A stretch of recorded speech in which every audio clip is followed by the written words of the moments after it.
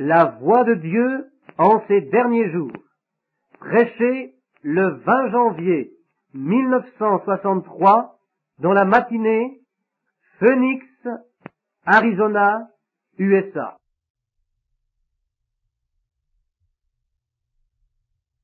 C'est assurément un privilège que d'être à nouveau parmi ces Espagnols ce matin. Je me demande si Jim entend ceci. Oh, il est en train d'enregistrer. J'ai toujours l'enregistrement que fit le chœur espagnol jadis lorsque je fus ici avec frère Garcia. J'ai oublié ce chant qu'ils avaient l'habitude de chanter pour moi. Mais, oh, comme j'aimais ce chant. Et tous ces enfants sont grands maintenant, et ils sont mariés. Je reçois de leurs nouvelles de temps en temps. Et lorsque je suis entré ce matin, j'ai vu le petit Joseph, et cela m'a réellement fait quelque chose. Et j'étais vraiment heureux de vous voir. Il y a un mot que je peux dire en espagnol. Aimeriez-vous l'entendre? Alléluia! Je n'oublierai jamais ce mot. Une fois, j'essayais de me faire comprendre à une sourde. Or, il se peut que je le prononce tout de travers, mais autant que je me souvienne, c'était Oya. Est-ce juste? Entendez-moi, entendez, Oya. Et je n'oublierai jamais Gloria a Dios. C'est merveilleux. Oh, j'ai eu l'occasion d'aller à Mexico, la capitale, et de causer avec les gens là-bas. Comme cela m'a fait plaisir. Je suis allé en Finlande, après être venu ici. Cela me rappelle toujours avoir parlé à une petite dame finlandaise. Il m'avait amené à ce qu'ils appellent une Béthanie. Chaque pays a ses idées. Est-ce que ma voix se répercute bien? Suis-je trop près du micro? M'entendez-vous comme il faut? Et maintenant, cette petite dame était très aimable, mais elle était comme moi. Elle aimait à bavarder. Et l'interprète, elle parlait très vite, et l'interprète n'arrivait pas à la suivre. Elle se tint là, rougissante, et elle dit, « Je les ai bien eus avec leur charabia. » Mais, vous savez, j'ai remarqué que tous les oiseaux chantent en anglais, que les chiens jappent en anglais, que les bébés pleurent en anglais, et je me demande bien ce que nous avons de toute manière. Mais chacun de nous, bien entendu, pense que notre langue sera celle qu'on parlera dans le millénium. Mais nous, qui avons reçu le Saint-Esprit, c'est vrai, car nous avons une langue céleste. Nous avons frère Rove parmi nous ce matin, un diplomate de Washington. Je crois qu'il fut au service de 5 ou 6, 7 présidents. Et vous savez ce que cela me fait d'être ici, sur cette estrade, à prêcher, alors qu'un tel homme tel que lui est assis derrière moi. Mais son témoignage m'a toujours frappé, et spécialement lorsqu'il, je pense qu'il était luthérien, sauf erreur, catholique ou luthérien. Il disait que quelque chose comme avoir souhaité être à 100 pieds sous terre dans une réunion pentecôtiste. Et finalement, il se dirigea vers l'autel, et à ce moment-là, le Seigneur descendit sur lui, et le bénit à tel point que, je pense qu'il peut parler 7 langues. Et il dit qu'il essayait de s'exprimer dans une langue, mais cela ne marchait pas. Puis il essaya une autre langue, cela ne marchait pas. Je suppose d'ailleurs qu'il peut parler espagnol aussi bien que vous tous. Ainsi, il les essaya toutes, mais cela ne marchait pas. Et savez-vous quoi? Dieu fut si bon qu'il descendit et lui donna une langue qu'il n'avait jamais essayée avant cela. Il dit, cela marche, c'est juste. Je pense que ce sera comme cela de l'autre côté. Je conserve beaucoup de souvenirs dans mon cœur de la petite église là-bas. Je pense que c'est... J'ai oublié le nom de la rue. C'est quelque part ici près de la rue Tonto. Je me souviens de cela. Je peux me souvenir du nom, rue Tonto, là où se trouvait l'église apostolique espagnole. Je disais au pasteur, ceci serait un endroit splendide pour un réveil. Il y a amplement de la place, c'est une nouvelle église, ce sont des braves gens. Ainsi, je pense que c'est l'endroit tout indiqué pour un réveil l'un de ces jours. Priez pour cela, que nous venions et que nous ayons un réveil. Or, j'espère que ce sera simplement une répétition de ce que nous avons eu à l'autre église. Je me souviens de m'être tenu dans la cour, m'appuyant sur la clôture, puis je montais, descendais les rues, essayant de partir de nuit. C'est quelque chose que je n'ai jamais oublié. Et j'ai l'enregistrement que ces demoiselles, que ces frères et sœurs firent pour moi. Ils essayaient de chanter « Only Believe ». Et vous savez, ils ne le prononçaient pas tout à fait correctement. Au lieu de dire « Only Believe », voyez-vous, ils disaient « Yonier Believe ». Je me souviens que mes filles Rebecca et Sarah me disaient « Papa, fais-nous jouer ce petit enregistrement des petites. Au lieu de dire Spanish, elle ne pouvait pas dire ce mot, elle disait Spanish Girls. Les petites Spanish Girls qui chantaient Crois seulement. Je me souviens qu'ils suivirent les réunions. Leur réveil se poursuivait et ils suivirent toutes les réunions jusqu'à la côte ouest. Et une petite chose s'ancra dans mon cœur lors de notre départ de la Californie, alors que frère Moore et moi, ainsi que frère Brown étions là-bas dans la capitale. Et lorsque j'entrais dans le bâtiment ce soir-là, ces enfants se trouvaient là et chantaient « Il prend soin de toi ». Vous l'avez entendu. Dans les bons, les mauvais jours, il prend soin de toi. Et souvent, en pays étrangers, sur les champs de bataille du monde, alors que j'essayais d'y apporter le message de Christ, je me rappelais ces garçons et ces filles qui chantèrent ce chant pour moi. Il prend soin de toi dans les bons, les mauvais jours. Ainsi, cela a été pour moi un sujet merveilleux d'inspiration et d'encouragement. Je suis heureux de venir rencontrer votre charmant pasteur et de voir que l'Église est vivante et que vous avez ce grand et magnifique bâtiment ici qui peut asseoir tout le monde. Et vous avez aussi amplement de la place pour le parking. C'est vraiment un endroit qui est dans les mains du Saint-Esprit. Si nous pouvons simplement lui laisser voir et lui faire savoir que nous voulons un réveil, je crois qu'il nous en donnera un. Maintenant, ce soir, nous serons à l'église de frère Outlaw, l'église du nom de Jésus, qui est située de l'autre côté. Et je crois que frère Outlaw est de l'église apostolique aussi. Je pense qu'il a simplement appelé son église église du nom de Jésus. Mais je pense qu'il est de la foi apostolique. Ainsi, nous devons être là ce soir. Maintenant, ne disons pas à l'église espagnole de venir là-bas ce soir, mais restez à votre poste de devoir. Puis, il y aura un grand ralliement des hommes d'affaires chrétiens qui commencera jeudi, alors que les autres églises interrompront leur service pour la circonstance. À cette convention, ils auront d'éminents prédicateurs, et également Oral Roberts et un frère méthodiste qui vient d'être sauvé et qui, dit-on, prêche avec beaucoup d'énergie. Je suis sûr que vous apprécierez ces conventions. Et pour vous, adolescents, il y aura là un ralliement pour la jeunesse aussi, comme le frère vient de l'annoncer. J'y enverrai mes enfants pour qu'ils y participent.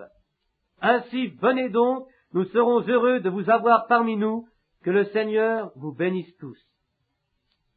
Maintenant, je désire aller dans la Bible et lire une portion de sa parole bénie.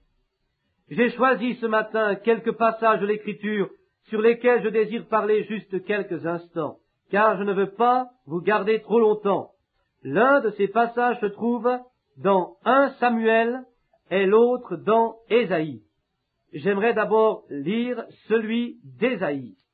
Est-ce que tout le monde m'entend bien? Entre ces micros, je ne sais pas pourquoi, mais il me semble très sensible. Vous m'entendez bien là-bas?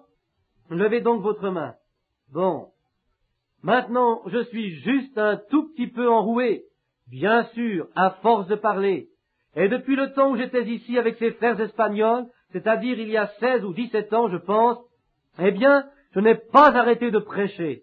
Je me disais fatigué à ce moment-là, et je le suis toujours. Mais par la grâce de Dieu, je continue à prêcher. Maintenant, Ésaïe chapitre 40 est le premier ou troisième chapitre de 1 Samuel. Et tandis que nous retenons ces passages comme lecture de la parole, j'aimerais que nous inclinions nos têtes juste un moment pour prier. Notre Père céleste, nous sommes réellement reconnaissants aujourd'hui du privilège de nous tenir dans ce joli sanctuaire qui est consacré à Dieu et à son œuvre, et de savoir que tes serviteurs se sont tenus ici bien des fois sur cette estrade ou à cette chaire, ayant consacré leur vie à ton service. Et ceci, ce matin, nous rappelle bien des souvenirs. Souvenirs d'un réveil qui venait de commencer avec le Saint-Esprit qui était descendu sous forme d'une grande lumière, comme une colonne de feu, et il annonça que le message parcourrait la terre. Et aujourd'hui, cela est du passé. Le message prit feu avec de grands hommes comme Oral Roberts, Tommy Osborne et Tommy Hicks et plusieurs autres, après qu'ils l'eurent vu, et par les efforts que nous avons déployés ensemble, nous voyons que le message de Pentecôte a allumé des feux de réveil dans chaque pays sous le ciel. Nous te rendons grâce et nous te louons pour ceci, ô Dieu puissant. Aujourd'hui, nous te prions de travailler nos cœurs, de nous préparer à un glorieux enlèvement qui, nous croyons, se produira bientôt.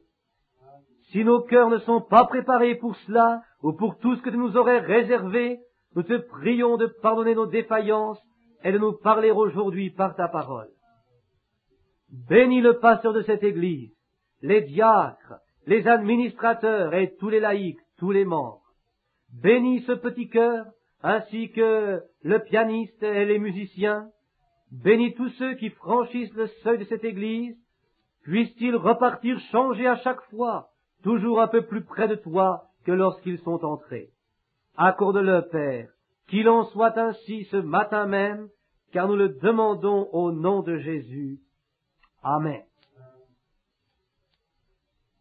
Nous lisons donc dans le livre d'Ésaïe, chapitre 40. Consolez, consolez mon peuple, dit votre Dieu. Parlez au cœur de Jérusalem, et criez-lui que son temps de détresse est accompli, que son iniquité est acquittée, car elle a reçu de la main de l'Éternel le double pour tous ses péchés. La voix de celui qui crie dans le désert, préparez le chemin du Seigneur, aplanissez dans le lieu stérile une route pour notre Dieu. Toute vallée sera relevée, et toute montagne et colline seront abaissées. Et ce qui est tortu sera rendu droit, et les lieux raboteux deviendront une plaine unie. Et la gloire de l'Éternel sera révélée, et toute chair ensemble la verra, car la bouche de l'Éternel a parlé.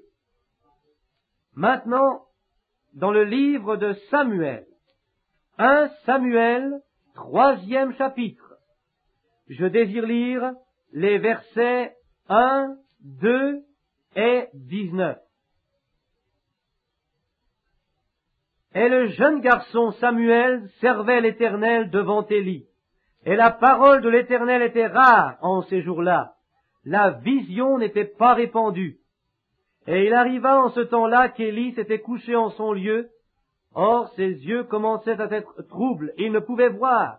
Et la lampe de Dieu n'était pas encore éteinte. Et Samuel était couché dans le temple de l'Éternel, où était l'arche de Dieu. Et l'Éternel appela Samuel, et il dit, « Me voici. » Le verset 19. Et Samuel grandissait, et l'Éternel était avec lui, et il ne laissa tomber à terre aucune de ses paroles. Oh, rien que sur ces passages, nous pourrions prêcher ici pendant un mois. Nous pourrions tirer de grandes leçons de ce glorieux texte. Mais ce matin, et nous n'avons que quelques 20 minutes pour terminer à temps notre... Je pense que la leçon d'école du dimanche est terminée, ou peut-être suivra-t-elle ceci, je ne sais pas. Mais toutefois, je désire prêcher sur la voix de Dieu en ces derniers jours. C'est un temps très important. Nous réalisons que dans ces passages de l'Écriture dont nous parlons, il est dit que les visions n'étaient pas fréquentes du temps de Samuel. Par conséquent, quand il n'y a point de vision, dit la Bible, le peuple est sans frein. Nous devons avoir une vision, et les visions viennent aux prophètes, et c'est la parole du Seigneur qui leur est adressée. Nous voyons qu'Élie n'était pas un prophète, il était un sacrificateur, et il se faisait vieux, il commençait à avoir les yeux troubles, sa vue ne lui permettait pas de marcher, c'était un homme gros et grand, et il avait commencé à négliger l'œuvre du Seigneur. Et cela ressemble à ce que nous avons aujourd'hui. Je pense que l'Église, l'organisation et les dénominations œuvrent depuis longtemps.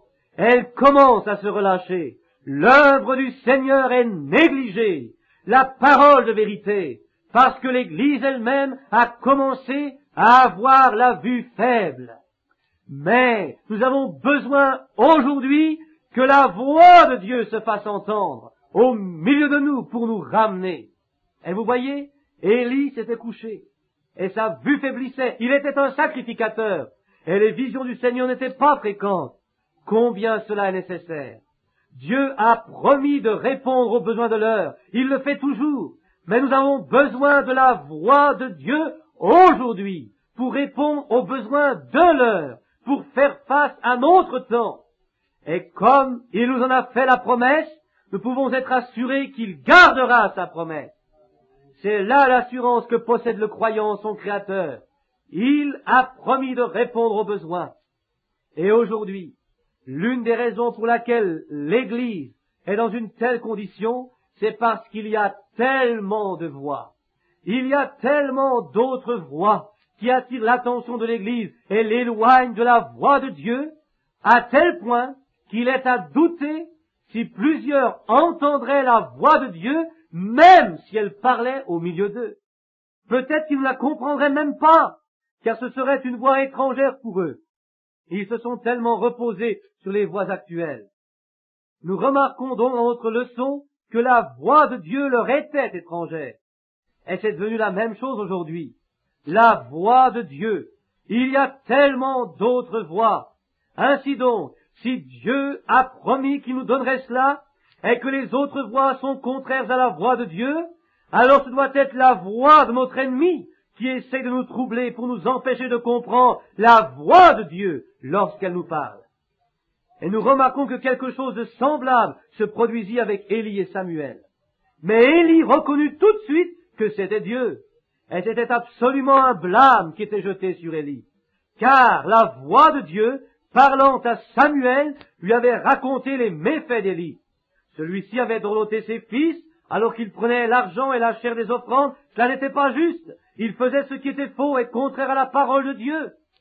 Et Samuel avait, tout ce que Samuel pouvait faire, c'était de dire la vérité. Et il hésitait un peu à le faire, parce que cela s'adressait contre la maison même où on l'envoya pour l'éduquer, chez Élie et au temple. Mais il lui dit, parle, voyez-vous, et il lui dit exactement ce qui allait arriver.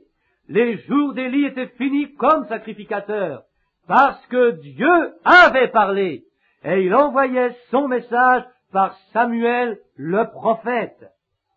Samuel était né de façon bien spéciale, et il était consacré au Seigneur depuis son enfance. Dieu lui parla, étant enfant, et le préparait à une œuvre à venir, et le temps d'Élie tirait à sa fin. Il y a tellement de voix sur la terre aujourd'hui, que c'est devenu compliqué, car cela étouffe la voix du surnaturel. Il y a tellement de voix intellectuelles, de grandes voix d'hommes influents intellectuels, et qui par leur prestige intellectuel ébranlent même les nations, et ce ne sont pas des prédicateurs d'un seul soir, mais ils secouent les nations, réunissant de grandes organisations, faisant de grandes campagnes florissantes. Et n'importe quel homme serait un peu troublé. Cela est troublant, rien qu'à voir comment ces choses vont prospérant. Et il y a des voix qui se lèvent et accomplissent ces choses. C'est ce qui fait que la voix de Dieu se trouve tout à fait à l'arrière-plan. Quelque part, la véritable voix de Dieu. La voix de Dieu, disent-ils, comment saurons-nous que c'est la voix de Dieu? Car pour aujourd'hui, en ce temps-là, elle se trouvait dans un prophète confirmé. Or aujourd'hui, nous savons que c'est la voix de Dieu parce que celle-ci est la manifestation de la parole du prophète. Ceci est le prophète de Dieu. Et seule une véritable voix de Dieu ramène ce Dieu réel, vivant et surnaturel, avec sa parole surnaturelle, avec la manifestation surnaturelle de la vraie parole. Alors nous savons que c'est la voix de Dieu. Il y en a tellement d'autres dans les autres domaines que cela l'enterre presque. Mais souvenez-vous, elle resplendira, elle sortira, elle le fera. Il y a une voix aujourd'hui dans le monde de la politique. C'est une grande voix. Et dans ce grand âge de la politique, les gens, c'est la confusion dans leurs églises et tout ce qui s'ensuit. Et souvent, comme nous l'avons vu récemment, la voix de la politique est plus puissante que la voix de Dieu dans les églises. Sinon, les Américains n'auraient jamais fait ce qu'ils viennent de faire. Voyez-vous, ils n'auraient jamais fait cela. Si la voix de Dieu avait été maintenue en vie dans l'Église, ils n'auraient jamais fait cette erreur. Mais la voix de la politique est tellement plus puissante sur la terre aujourd'hui que la voix de Dieu, que les gens ont vendu leur droit d'aînesse de chrétiens pour un plat de popularité, d'instruction et de puissance politique. C'est une telle honte de voir cela. La chose même qui caractérisait notre nation a été délaissée complètement. Et les gens ont voté pour ce que nous avons laissé dans l'autre pays. Alors que les gens du Mayflower, qui accostèrent à Plymouth Rock et les autres, sont venus ici pour établir cette grande économie que nous avons, nous nous remettons à nouveau dans les griffes de ce que nous avons combattu si durement pour y échapper. Car la Bible dit qu'il en serait ainsi. Et le système d'Élie, qui était sacrificateur plutôt que prophète. Le prophète est la parole, et le sacrificateur était l'Église. Et il y a un tel relâchement que la parole est devenue étrangère aux gens. Ils ne la reçoivent pas. Ainsi vous pouvez la parler, mais ils ne la comprennent pas, parce qu'ils ne sont pas exercés à l'entendre. Paul dit, si la trompette rend un son confus, qui se préparera au combat? Les gens sont exercés à entendre une voix d'église, une trompette d'église. Il y a plus de monde chez nous à notre école du dimanche qu'ailleurs. Cela ne veut rien dire. Notre dénomination compte plus de membres que toutes les autres. Nous sommes la plus grande dénomination. Voyez-vous, c'est la sorte de voix à laquelle les gens sont familiarisés. Ils sortent dans les rues pour aller chercher les gens et les amener dans leur dénomination. Dans les grandes campagnes, ils en amènent des milliers. Qu'est-ce qui les intéresse? Nous avons la plus grande église, nous avons la plus large assemblée, nous avons l'école du dimanche la plus nombreuse, le maire de la ville vient à notre église. Tout cela peut être bon, mais si cette même église n'est pas exercée à entendre la voix de Dieu, la trompette de l'évangile, à quoi cela sert-il? Et lorsqu'une chose se produit comme celle qui vient de se produire avec notre gouvernement, que se passe-t-il? C'est que l'église ne connaissait pas la voix de la trompette. Et ils ne savent pas quoi faire. Et avec la grande promesse de prospérité, un géant intellectuel parvient au pouvoir, et ils se sont associés à ce que la Bible a prédit, et ils ont fait entrer cela. Voyez-vous? Une voix politique. Et c'est vrai qu'elle l'emporta sur la voie religieuse, la voie de l'Évangile, sinon ils n'auraient jamais fait ce qu'ils ont fait. Parce qu'il nous est promis beaucoup de choses, parce qu'on nous a promis la prospérité, et sans aucun doute, nous allons la voir. Mais cependant, la prospérité ne veut rien dire pour un croyant. Prenez le livre des Hébreux, au 11e chapitre, écoutez ce que dit saint Paul. Comment, en ce temps-là, ils allaient çà et là, vêtus de peaux de brebis et de peaux de chèvre, dénués de tout, n'ayant aucune habitation, ils ne pouvaient pas entrer dans la ville? Je disais quelque chose sur le concile de Nicée, là où des grandes questions furent soulevées, 300 ans après la mort de Christ. Comment, dans ce grand concile de Nicée, la grande Église prit position pour la vérité, car il désirait la Bible, et les convertis romains de la première Église de Rome avaient injecté des dogmes, comme par exemple la fête de Noël que nous avons. Noël. Christ n'est pas plus né le 25 décembre que moi. Eh bien, les collines de Judée étaient enneigées, et cela est contraire à toutes les autres prophéties de la Bible. Il est né au printemps comme tous les agneaux. Pourquoi est-il dans une étable au lieu de naître dans une maison? Il était un agneau. Pourquoi n'a-t-il pas simplement couru vers l'autel ou vers son autel la croix où il fut cloué? Il fut conduit vers la croix. Vous conduisez une brebis à l'abattoir. Il était un agneau. Donc, il est né dans la saison des agneaux. Et vous voyez comment ils ont fait cela. Ils célébraient l'anniversaire du Dieu Soleil, du 21 au 25 décembre, jours pendant lesquels le Soleil avance à peine dans le système solaire, pour ensuite changer progressivement chaque jour, jusqu'à ce qu'il arrive à son jour le plus long en juillet. Puis en décembre, il a son jour le plus court.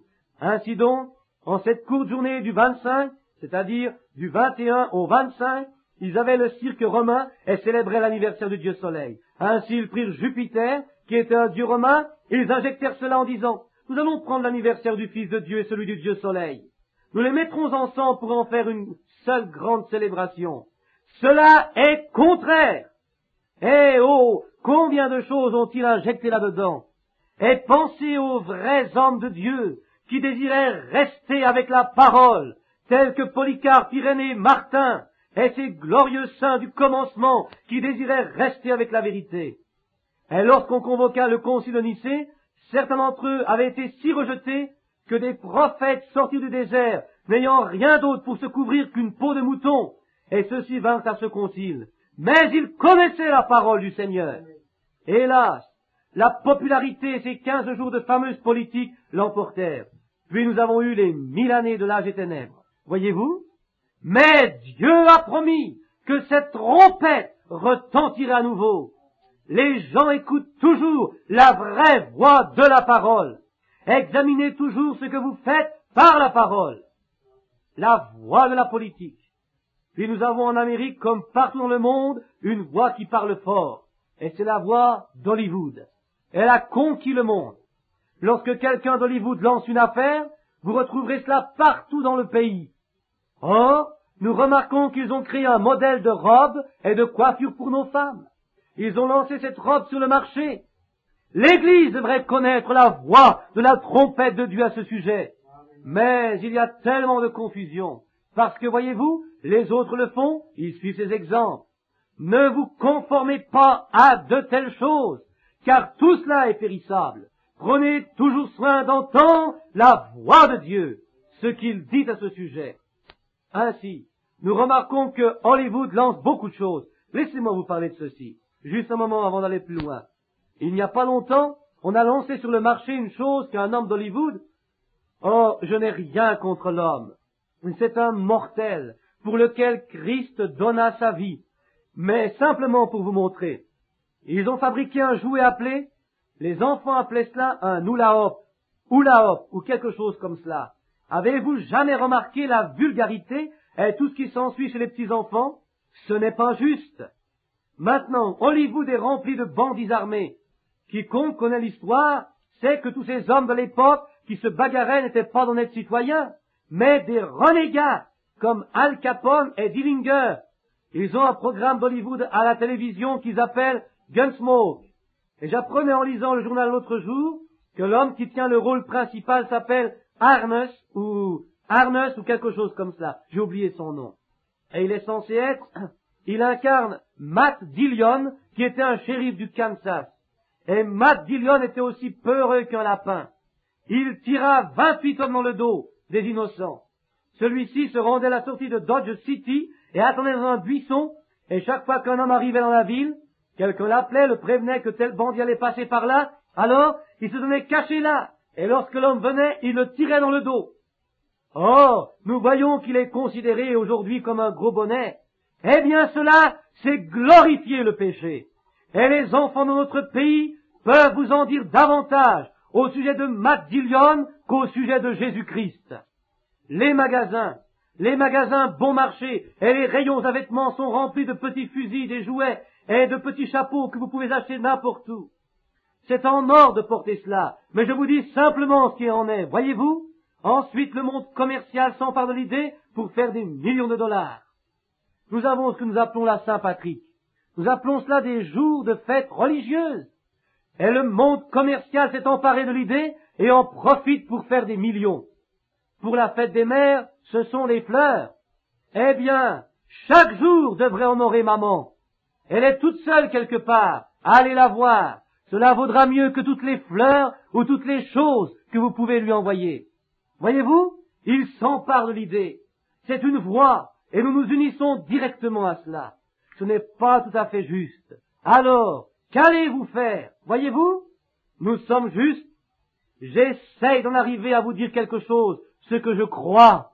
La voix est rare, la voix de Dieu. Oh, nous voyons qu'ils ont donné le pas. Et avez-vous jamais remarqué, comme nos jeunes garçons sont devenus des Rickers et des Elvis? Vous avez un enfant qui s'appelle comme cela, changez tout de suite ce nom. Appelez-le numéro 1 ou numéro 2 ou autre chose.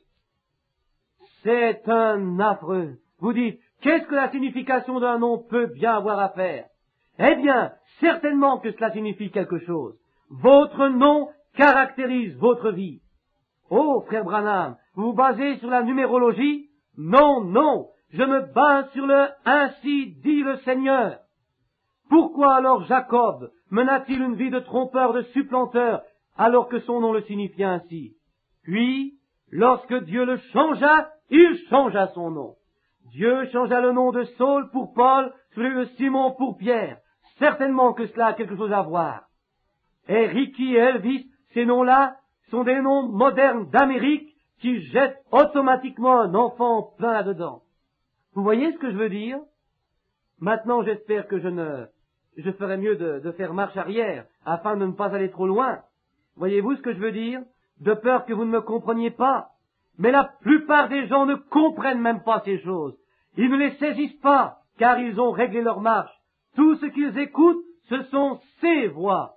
Il y a la voix des philosophes, le communisme, lequel fait des promesses qu'il ne peut pas tenir. Et cependant, bon nombre d'Américains sont uniquement préoccupés par le communisme. Maintenant, je suis allé dans le communisme, je veux dire en pays communiste, en Allemagne, à Berlin-Est. Ils vous montrent de belles grandes maisons à l'extérieur, mais vous devriez entrer pour voir à l'intérieur de celle-ci. Ce n'est même pas terminé. C'est une fausse économie. Ils essayent de vous impressionner. Et en Russie, là où le communisme prit naissance, il y a bien des années, alors que j'étais juste un jeune prédicateur, disons, il y a 33 ans, et que le nazisme, le fascisme, le communisme commençaient, je dis, je parle au nom du Seigneur. Ils finiront tous par le communisme. Mais n'avez-vous jamais pensé que Dieu nous a donné une issue, si seulement nous voulions simplement l'accepter? Il y a seulement 1% de la Russie qui est communiste. 1%! Mais c'est ce pourcent qui gouverne. 1% du communisme, 1% de la Russie plutôt est communiste. Mais ce sont eux qui dirigent. Il en est de même avec Hollywood. C'est juste un endroit, mais ils exercent toute leur influence. Il y a environ le tiers ou les 2 tiers de la population des États-Unis qui vont à l'église et qui sont membres d'église, mais ce sont eux qui influencent ces dénominations. Ce dont le communisme a besoin là-bas, c'est que la voix de Dieu s'élève parmi eux. Elle l'anéantirait. En Finlande, quand ce petit garçon fut ressuscité des morts ce jour-là, et qu'on m'amena à 3 coins de rue de l'endroit où le bambin fut ressuscité, les soldats communistes russes se tenaient au garde à vous, et les larmes leur coulaient le long des joues. Ils dirent, nous voulons recevoir un Dieu qui peut ressusciter les morts. Voyez-vous, c'est la négligence de l'Église catholique, de l'Église luthérienne et de toutes ces dénominations qui ont pris tout leur argent, fondant des organisations et ne donnant rien aux gens. Ils vivent comme le reste du monde.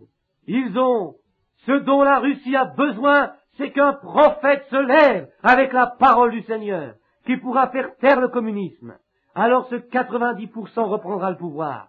Ce dont l'Amérique a besoin, c'est de la voix du prophète de Dieu qui pourrait se lever et condamner Hollywood et toutes ces choses au nom de Jésus-Christ. Alors l'Église du Saint-Esprit reprendra le pouvoir. Il y a trop de confusion. Voyez-vous, trop de voix contraires à celle-ci. L'Église, sa voix, chacun veut plus de membres. Les baptistes veulent avoir tout le monde, les méthodistes veulent avoir tout le monde, les presbytériens aussi. Nous avons toutes ces voix. Et il semble que c'est l'Église catholique qui l'emportera. Et elle l'emportera effectivement. C'est exactement la voix de Dieu qui sort de cette Bible. Ils gouverneront, mais le Dieu très haut régnera finalement. Les saints régneront un jour. La Bible dit, ils prendront le pouvoir. Il y a tellement de voix. Puis il y a la voix du faux prophète. C'est une voix terrible. Un homme qui se dit lui-même prophète. Un prophète, bien sûr, est un prédicateur.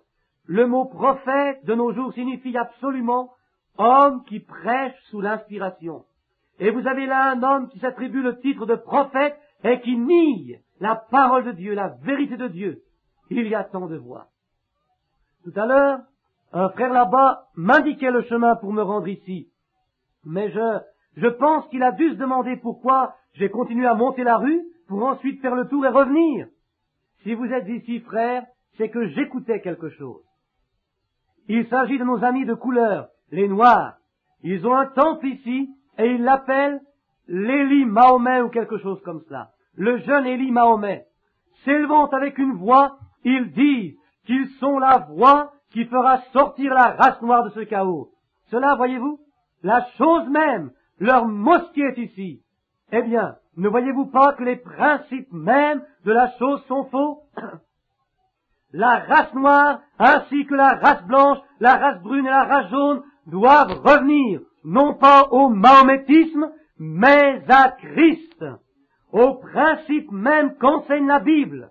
Le mahométisme est contre la parole. Or, j'ai eu le privilège une fois de conduire 10 000 musulmans à Christ. à Durban, en Afrique du Sud. Mais le mahométisme ne produit rien d'autre que de la psychologie. Et cela est en ordre, aussi longtemps que cela ne nie pas la parole. Mais lorsque la psychologie nie la parole, alors elle est fausse. Elle rend un son incertain. Toutes choses passeront, mais pas la parole de Dieu. Jésus l'a dit, les cieux et la terre passeront, mais ma parole ne passera point. Ainsi, nous devons rester avec la parole, la voix. Il y a tellement de confusion. Les gens se lèvent, ne connaissent pas la parole et disent des choses qui semblent bien raisonnables. Le communisme est une chose qui semble très raisonnable. Tous égaux, plus de capitalistes, tous communistes. Vous êtes-vous jamais arrêté pour penser que le communisme est un faux réveil? Et sur quoi celui-ci s'est-il modelé? Jésus a dit que les deux esprits seraient si rapprochés que cela séduirait les élus si c'était possible. Et tout ce que possède le diable est une perversion de la création de Dieu. Le péché est la justice pervertie, un mensonge est la vérité altérée, l'adultère est l'acte prescrit de Dieu mais perverti. Toute incrédulité est une perversion de la foi. Vous devez d'abord nier la vérité avant d'accepter la perversion. Voyez-vous? Examinez ces voies, sondez-les par la parole et voyez si c'est la vérité. Oh, combien nous pourrions continuer à parler sur ces voies d'aujourd'hui, mais nous dépassons notre temps. Ainsi, il y a tellement de voies que les gens ne savent plus quoi faire. Les méthodistes iront entendre un prédicateur baptiste, ils iront là-bas, ils y resteront pendant quelque temps, puis ils vont chez les luthériens. Les pentecôtistes, eux, ont différents groupes, l'un courra chez l'autre et l'on ira ici et là, d'un groupe à l'autre. Cela montre que vous n'êtes pas stable. Écoutez sa voix. Elle est ici, écrite sur papier. La voix. La voix sera confirmée si elle est la vérité. L'Église du monde ne sait que faire. Le monde politique est dans un chaos. Tout semble être dans un chaos. Des hommes s'enfuient d'ici, on lance une autre chose, une veste, un manteau. À Rome où je suis allé, ils ont 19 clous différents, authentifiés comme étant ceux qui furent enfoncés dans les mains de Jésus. Alors qu'il n'y en a eu que 3. Mais cependant, ils détiennent 19 différents clous. Maintenant, qu'est-ce que cela peut bien changer que quelqu'un ait les clous? Christ ne nous a jamais laissé des clous à adorer. Il nous a laissé le Saint-Esprit par sa parole. Ces signes accompagneront ceux qui auront cru. Ils auront le clou original. Ces signes accompagneront ceux qui auront cru. Ils appartiendront à la dénomination que j'ai fondée. Il n'en a fondé aucune. Voyez combien la voie est contraire. Mais ces signes accompagneront ceux qui auront cru. En mon nom, ils chasseront des démons. Voilà la parole.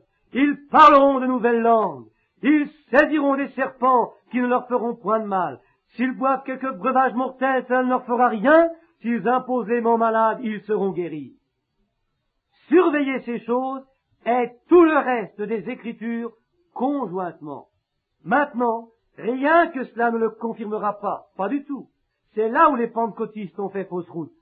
Jésus n'a-t-il pas dit, en ce jour-là, plusieurs viendront à moi et diront, Seigneur, n'ai-je pas fait des choses puissantes en ton nom? N'ai-je pas prophétisé en ton nom? N'ai-je pas fait tout ceci en ton nom? Et Jésus dit, retirez-vous de moi, ouvriers d'iniquité, je ne vous ai jamais connu. Voyez-vous, mes frères, mes sœurs, pourquoi je condamne tant et accuse tant cette génération? Vous pouvez parler les langues des hommes et des anges, vous pouvez danser dans l'esprit tout autour de l'église, ces choses n'ont rien à voir avec cela. J'ai vu des musulmans gambader comme cela. Dans une séance de sorciers guérisseurs, j'ai vu des sorciers se lever, parler en langue, en donner l'interprétation et dire exactement ce qui allait arriver, et cela arrivait. J'ai même vu un crayon se lever et écrire en langues inconnues. Une seule personne pouvait le lire, et cela était du diable. Vous ne pouvez pas baser votre destinée éternelle sur quelques sensations. Satan peut imiter n'importe laquelle de ces sensations. Vous devez connaître Christ. Quelque chose doit changer en vous. Observez votre vie. Modelez-la sur la parole. Et voyez où vous en êtes. Faites l'inventaire. Certainement. Mais malgré toutes ces imitations, ces fausses voix, ces faux prophètes et toutes ces autres choses qui s'élèvent, Jésus a dit, si quelqu'un entend ma voix, qu'il me suive. Il est la parole. Écoutez l'ordre qu'il nous donne aujourd'hui, au milieu de toutes ces voix. Et je dis qu'il nous faudrait des heures pour mettre en lumière toutes ces voix. Cela trouble les gens, c'est un vrai drame. Et après tout, vous n'avez pas d'autre chance. Vous devez l'accepter maintenant. Il se peut que vous n'en ayez pas la chance ce soir, que vous n'en ayez pas la chance demain. C'est maintenant. Si vous entendez ma voix, n'endurcissez point votre cœur comme au jour de la révolte. Voici maintenant le temps favorable, si quelqu'un veut entendre ma voix. Cela sert à montrer que sa voix serait toujours ici au milieu de tout ce chaos. Il a toujours une voix. Pourquoi? Parce que sa voix demeure éternellement. Voici ce qui en est. Les cieux et la terre passeront, mais ma voix ne passera pas. Sa parole. Prenons juste encore 5 minutes. Disons rapidement. Pouvez-vous? Voudriez-vous rester aussi longtemps? Quelques minutes? Je vais me dépêcher. Prenons-en simplement quelques-uns qui entendirent cette voix et qui lui obéirent. Voyons comment elle les fit agir et ce qu'elle leur a fait faire. Maintenant, je vais sauter bien des versets pour en venir droit au but. Comment cela changea leur vie et la vie de tous ceux qui les entouraient. Comment ils devinrent des drôles d'individus. Comme on dit, des drôles d'oiseaux. Tout homme qui a jamais cru Dieu fut considéré comme un drôle d'oiseau. Car si vous vous conformez au monde, il y a quelque chose qui ne va pas avec vous. Pour être chrétien, vous devez être un drôle d'oiseau. Car tous ceux qui veulent vivre pieusement en Jésus-Christ seront persécutés du monde. Il était dans le monde, et le monde fut fait par lui, et le monde ne l'a pas connu. Rapidement, maintenant, soyez attentifs, alors que nous terminons. Adam entendait sa voix dans la fraîcheur du soir, et il avait communion avec lui. Il n'y avait aucune condamnation pour Adam. Il entendait la voix de Dieu et il disait, « Père, je me couche maintenant. » Il se couchait avec Ève sous son bras, puis le lion, le tigre et les bêtes sauvages se couchaient juste à côté de lui, et il n'y avait pas de mal. C'était impossible d'être malade. Il n'avait pas demandé s'il se réveillerait le lendemain matin. Ils allaient se réveiller. Adam entendit sa voix telle qu'il dut l'entendre. Mais un jour, il entendit la voix de sa femme. Je ferais mieux de laisser cela de côté pour le moment. Mais il écouta la mauvaise voix, bien que ce fût sa femme, la personne à laquelle il était le plus attaché sur terre. Pourquoi ne lui a-t-il pas dit comme Job, tu parles comme une femme insensée? S'il l'avait fait, toute la race humaine vivrait au lieu de mourir. Cela changea le cours de la vie humaine et du temps. Il entendait la voix de Dieu, il avait communion avec celle-ci, mais lorsqu'il se détourna, comment sut-il que sa femme avait tort? Souvenez-vous, cela était agréable. Nous pensons aujourd'hui dans nos organisations, dans nos églises, que si nous avons de la prospérité, c'est signe que Dieu nous sourit. Cela paraît bien, cela paraissait bien, lorsque Michée se tint là devant les 400 prophètes, et que tout le pays leur appartenait, et que les Philistins ou les Syriens se trouvaient sur leur territoire. Cela paraissait bien. Allez-y, cela nous appartient, prenez-le. Mais ce n'était pas la voix de Dieu. Et Michée se retourna et maudit la voix. Comment pouvait-il faire cela? Parce que sa vision se tenait exactement avec la parole. C'est le seul moyen de s'y fier et de le voir aujourd'hui. Cela doit être fondé sur la parole. Puis avez-vous remarqué ce qui arriva après qu'Adam eut écouté une autre voix que la voix de Dieu, sa propre femme? Et l'Église écoute la voix de son organisation qui leur injecte des credos au lieu de la parole, les laissant vivre comme ils veulent. Aussi longtemps qu'ils vont à l'Église, qu'ils sont membres d'une certaine Église, c'est tout ce qui compte. Le plus grand lien que possède le croyant sur terre, c'est l'Église. Mais pour le croyant, le vrai croyant, le plus grand lien qu'il possède, c'est le Saint-Esprit, la parole de Dieu. Ainsi, vous voyez qu'Adam réalisa dans quelles conditions il se trouvait. Et il entendit la voix de Dieu qui appelait à nouveau, alors qu'ils étaient vêtus de feuilles de figuier. Mais ce fut une voix de condamnation. Pourquoi as-tu fait ceci? Je me demande si l'Amérique aujourd'hui, où le monde, dans son tumulte religieux, et l'Amérique s'enfonçant, étant engloutie, cela deviendra une religion nationale très bientôt. blanc sur la bande originale anglaise, note de l'éditeur. Qui est assis devant moi, je sais que c'est enregistré et que cela ira partout dans le monde. Nous avons un service de bande afin que chaque message puisse parcourir le monde entier, tous les autres pays. Eh bien, maintenant, si vous regardez bien, vous êtes seulement vêtus de feuilles de figuier. Lorsque la véritable voix de Dieu se fait entendre, ils ne savent pas quoi faire à ce sujet. Cela les trouble, ils ne savent pas quoi faire. Rapidement, Noé entendit la voix de Dieu. Elle se disposait à sauver sa vie, et celui-ci suivit les instructions et il tint bon. Si un homme entend la voix, maintenant, écoutez, saisissez bien ceci, ne le manquez pas. Si un homme entend une certaine voix, et qu'elle est prouvée comme étant la voix de Dieu, et dans son temps, et que cela sort de l'homme, les cieux et la terre passeront, mais cette parole ne peut pas passer. Noé entendit la voix et condamna le monde, et lui rirent au nez, parce que son message ne cadrait pas avec leurs exploits scientifiques. Mais il plut, et le monde entier fut détruit. Voyez-vous, sa voix se fit entendre, la semence reposait là, dans chaque âge il en fut ainsi. Samuel fut alarmé lorsqu'il entendit la voix de Dieu et qu'il devait aller condamner Élie, l'homme qu'il avait éduqué, l'homme qui avait été un père pour lui et qu'il avait élevé et nourri. Frères prédicateurs, le ferai-je?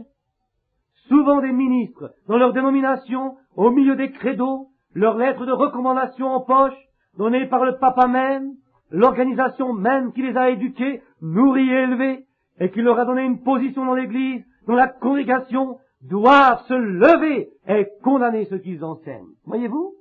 Quelle chose terrible ce serait pour un vrai serviteur de Dieu d'entendre la voix de Dieu et d'avoir à revenir vers cette même organisation mère en disant « Vous êtes condamnés parce que vous ne recevez pas cette parole. » Quelle chose! C'était dur pour Samuel, mais il était un prophète. Il devait le faire. Peu importe si cela blesse ou non, il devait le faire de toute manière. Moïse entendit la voix de Dieu. Il était imbu de théologie. Il connaissait la théologie à fond, mais cela échoua. Il entendit la voix de Dieu, et il ne fut plus jamais le même. Et une personne n'est plus jamais la même. Il se peut que vous entendiez la voix de vos oreilles, mais c'est lorsque vous l'entendez parler dans votre cœur que vous l'entendez réellement.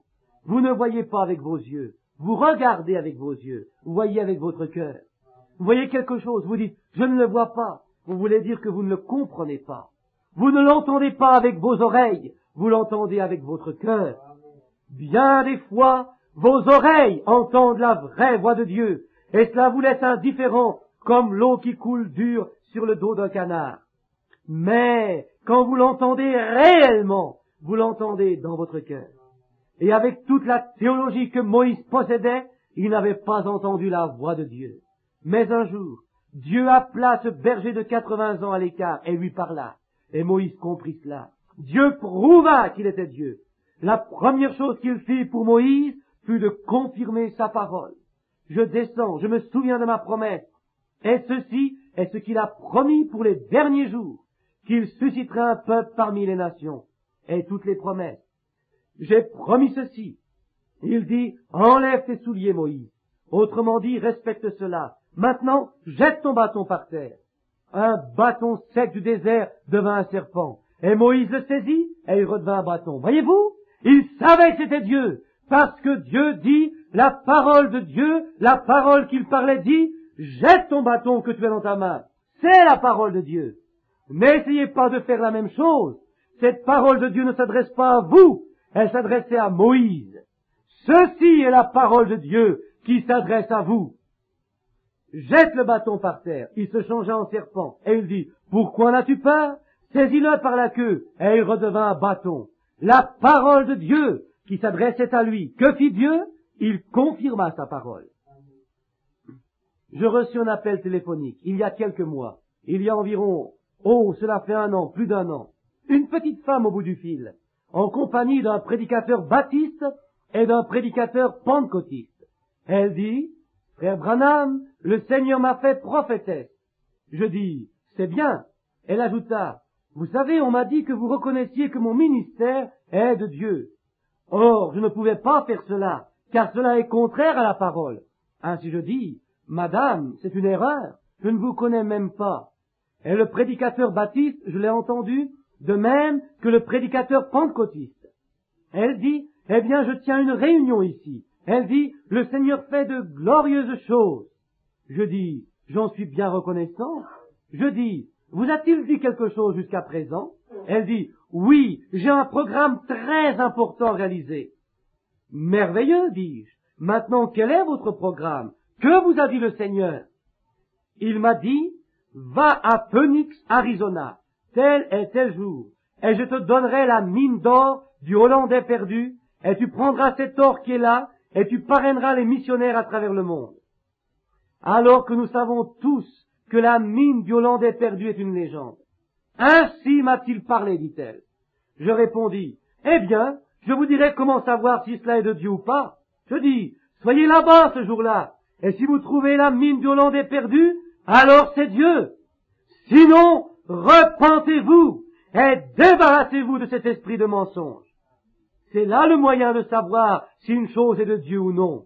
Dieu dit, jette ton bâton par terre, Moïse, et il se changera en serpent. Il le fit. Il dit, saisis-le, et il deviendra un bâton à nouveau. Il le fit. Alors que Dieu promet un ministère dans ces derniers jours, il le confirmera exactement comme il l'a dit. Alors vous savez que vous entendez la bonne voix, vous écoutez la chose juste, parce que c'est la parole qui est confirmée. Voyez-vous? Oh, comment? Excusez-moi, Très bien. Moïse agit différemment. Regardez quelle chose étrange fit Moïse. Maintenant, chaque fois que vous suivez la voix de Dieu, vous êtes un fou pour le monde. Le jour suivant, on vit Moïse, sa femme à dos de mule, un môme sur sa hanche, ou, cela est une expression du Sud, un enfant sur sa hanche. Et les voilà, ce vieillard à la barbe qui lui pendait comme ceci, sa tête chauve qui reluisait, un bâton à la main, conduisant un petit âne, s'en allait tout droit vers l'Égypte aussi vite qu'il le pouvait. Et quelqu'un dit, où vas-tu, Moïse? Je descends en Égypte pour remporter la victoire. Comme jeune homme, il avait failli. Comme militaire, il avait failli.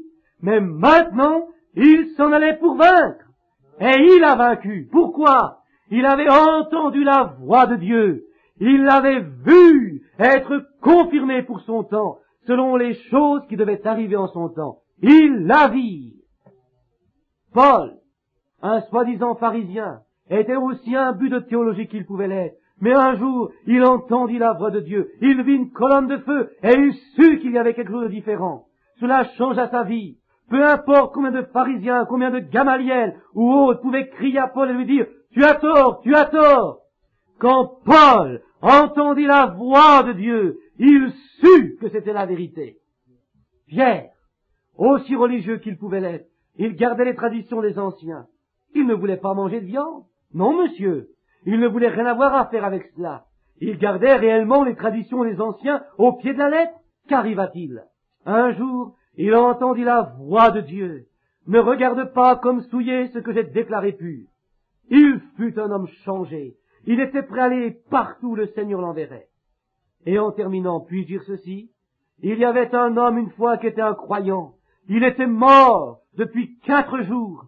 Il était dans le sépulcre, sentant mauvais, putréfié, mais il entendit la voix de Dieu parler dire, « Lazare, sors !» Et si elle ramena un homme mort et en décomposition, que devrait-elle faire pour une église qui est encore en vie? Cela devrait les ressusciter. Au milieu de toute cette confusion de voix dont nous avons parlé, voix religieuses, politiques, voix d'Hollywood, toutes les fausses prophéties, etc., qui se sont fait entendre, au milieu de tout cela, la vraie voix de Dieu appellera un homme mort dans le péché et dans ses transgressions pour vivre de nouveau. Cela devrait ramener une église rétrograde à la vie, certainement. Souvenez-vous, en terminant, je dis ceci, puis je terminerai. Jésus dit que le temps viendrait où ceux qui sont dans les sépulcres entendraient la voix de Dieu.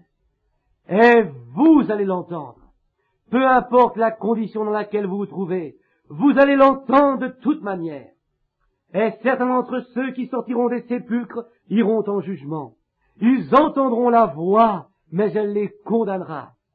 Si vous l'entendez aujourd'hui, après si longtemps, si vous entendez ma voix, n'endurcissez pas vos cœurs comme lors de la provocation. Et si vous, pentecôtistes, qui vous associez de nouveau avec des credos des choses du monde, ayant l'apparence de la piété, mais reniant ce qui en fait la force, avant que vous ressuscitiez pour être condamnés, car la voix de Dieu, qui vous parle maintenant par la parole, vous condamnera ce jour-là. Si vous êtes simplement un croyant tiède, la voix de Dieu crie dans votre cœur ce matin, tu es un croyant tiède. Vous feriez mieux de vous repentir. Vous, hommes, femmes, garçons et filles, qui ne vivez pas pour Christ. La voix de Dieu vous parle par sa parole et vous dit, cessez de faire cela. Vous feriez mieux d'obéir. Car vous l'entendrez à nouveau un jour, et elle vous condamnera. Vous ne pouvez le nier, elle vous parle en ce moment. Et souvenez-vous, cela est enregistré. Et ceux qui font le bien et qui entendent sa voix ressusciteront pour la justice, pour la gloire, pour le ciel. Ainsi, vous entendrez la voix de Dieu l'un de ces jours. Peut-être qu'elle parle faiblement dans votre cœur ce matin, et qu'elle vous dit de vous détourner de la voie dans laquelle vous marchez actuellement, de retourner à Dieu. Or, souvenez-vous, ils enregistrent cette voix qui parle à votre cœur dans le ciel. Et un jour, Jésus appellera, et tous ceux qui sont dans les sépulcres, tous, bons et méchants, ressusciteront. Et alors cette voix même murmurera à nouveau et vous dira, à Phoenix, Arizona, un certain dimanche matin, lorsque le prédicateur t'a retenu si longtemps, prêchant sur la voie, je t'ai parlé. Je t'ai dit, femme, de laisser croître ta chevelure, d'arrêter de t'habiller de façon indécente. Je t'ai dit, homme, de cesser de mentir et de fumer. Je vous ai dit, prédicateur, de retourner à la parole de Dieu. Vous voyez ce que je vais vous dire? C'est juste. Et cette voix douce dit, cela pourrait être vrai. Si j'avais à venir comme Nicodème, j'essayerais quand même de m'y rendre. Je viendrai vers lui, et j'irai ici quelque part dans le désert, je dirai, Seigneur Dieu, me voici, change-moi maintenant, façonne-moi à ta manière. Revenez à la parole. Si vous voyez que quelque part vous dérogez de la parole, revenez-y vite, car on mesure la force d'une chaîne à son chaînon le plus faible. Et si quelque part, dans votre vie, vous avez mis de côté le commandement de Dieu pour servir une tradition, c'est là où votre chaîne rompra. Peu importe combien vous êtes solide sur autre chose. Tenez la main immuable de Dieu. Prions. Aujourd'hui, après si longtemps, Seigneur, tu as dit que tu parlerais, que tu écrirais tes lois sur les tables des cœurs. Je ne sais pas ce qui m'attend. La seule chose que je sais, c'est de prendre ta parole et de la faire connaître. Certainement qu'elle se logera sous quelque rocher quelque part. Je te prie, ô Dieu, de parler à chaque personne, qu'elle soit jeune ou vieille ou d'âge moyen. Parle à mon cœur, Seigneur. Parle au cœur de ces ministres. Parle au cœur de l'Assemblée. Nous te prions, Père, aujourd'hui, nous laisser entendre ta voix. Et nous savons que comme au jour de Samuel, la vision était une chose rare, et que cela alarmait le peuple. Ainsi en est-il aujourd'hui. Nous avons des songes et des songeurs, nous avons des orateurs et des interprètes, mais une vision venant avec la parole du Seigneur et corrigeant cela. Nous te prions que cette voix qui criait dans le désert, préparez le chemin du Seigneur. Nous croyons que le Saint-Esprit nous redonne cette voix aujourd'hui. Préparez-vous à la venue du Seigneur. Et combien cette voix est étrange, car il y a tellement d'autres voix qui essaient de l'engourdir et de la faire disparaître. Mais elle est agréable aux oreilles de ceux qui l'entendent. Je prie que le Saint-Esprit fasse maintenant son œuvre dans chacun de nos cœurs. Et tandis que nous avons nos têtes inclinées, j'espère que nos cœurs le sont aussi. Si vous savez qu'à un moment dans votre vie vous avez désobéi, vous connaissez un certain passage de l'Écriture que vous savez être un enseignement biblique et vous ne l'avez pas accepté parce que la voix d'Hollywood vous avait fait quelque chose d'autre. Un certain verset que vous, ministres, avez trouvé dans la Bible et qui est la vérité. Mais vous savez que votre organisation vous mettrait à la porte si vous enseignez cela. Et vous savez que c'est l'exacte vérité. Et vous, qui acceptez ce qui est faux, qui vivez la mauvaise vie. Vous, pères et mères, qui n'essayez pas de corriger vos enfants et de les élever. Vous pouvez faire de votre mieux, mais ils s'en vont tout droit dans les choses du monde. Mais servez-leur d'exemple. Sinon la voix de Dieu vous parle et vous dit, n'agissez pas comme cela. Maintenant, avec chaque tête inclinée et tous les yeux fermés, puisse le Dieu du ciel regarder dans le cœur de chacun de ceux qui sont affamés et leur montrer leur tort. Et avec une main levée vers Dieu, dites, Seigneur, je désire vraiment que ta voix enlève toute incrédulité et toutes les choses qui ne sont pas de toi et rends-moi comme tu veux que je sois. Voudriez-vous lever vos mains tandis que le Seigneur vous bénisse, Dieu vous bénisse. Puis la Bible dit, Jésus dit, et malgré toutes ces autres voix, cependant, si un homme entend ma voix, suivez-le, vous allez satisfaire votre désir. Seigneur, le temps s'enfuit, mais la Bible dit que tous ceux qui croyaient étaient baptisés. Je te prie, Père Céleste, pour chacun de ceux qui ont levé leurs mains dans une vraie confession. Ils ont lu la parole de Dieu, et ils ont vu qu'ils avaient tort. Je n'ai pas regardé la moitié d'entre eux, ce n'est pas à moi de regarder, c'est à toi, Seigneur. Tu connais le motif et l'objectif derrière chaque main qui s'est levée. Fais qu'à partir de cette heure même, ils se proposent et se disent dans leur cœur, désormais, j'accepterai la parole de Dieu et la voix de Dieu, et je la suivrai, peu importe le prix que cela me coûte. Et attire leur attention alors qu'ils s'en vont sur le chant du poète qui a dit, Jésus doit-il porter la croix tout seul, et tout le monde s'en aller libre? Non, il y a une croix pour chacun, il y a une croix pour moi, et cette croix bénie, je la porterai jusqu'à ce que la mort me libère. Et lorsque la voix de Dieu parlera, je sortirai dans sa justice, car j'ai suivi sa voix, la voix de sa parole. Je te les confie maintenant, Seigneur, au nom de Jésus-Christ. Maintenant, tandis que nos têtes sont inclinées, faites vos aveux et vos promesses à Dieu. Cela m'émeut de voir ce petit garçon qui est assis là et qui se tortille la tête. Il y a une voix dans l'Église qui dit, je suis l'Éternel qui guérit toutes tes maladies. C'est une voix dans l'Église. Et vous tous qui avez besoin de guérison et qui consacrez votre vie à chaque parole de Dieu que vous savez être la vérité, je me demande si vous ne voudriez pas simplement lever votre main. Très bien. Levez votre main, dites, maintenant, Seigneur, j'ai besoin d'être guéri. Très bien. Gardez bien cette voix dans votre cœur. Je suis l'Éternel qui guérit toutes tes maladies. Souvenez-vous que lorsque la parole est prononcée, elle doit s'accomplir.